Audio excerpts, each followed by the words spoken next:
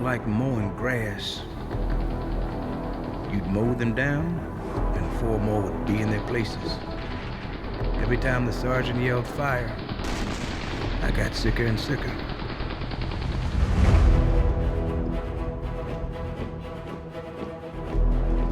World War I showed Americans the best and worst that the country is capable of. We're still ironing out everything that war unleashed. This was a period of deep paranoia. You became a public enemy if you refused support of the war. It's probably the greatest suppression of free speech the country has ever seen. For Wilson, it's embarrassing that these protests were happening. These are women who are resilient, who will not give up. They're the radical voice.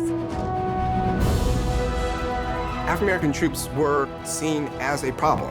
If you give him a gun and tell him to fight with it, it's one short step for him thinking that he should fight for his rights at home.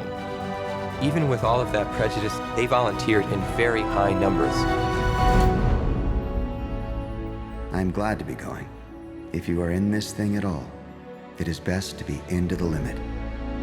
They felt a personal responsibility for humanity. U.S. troops were audacious and brave.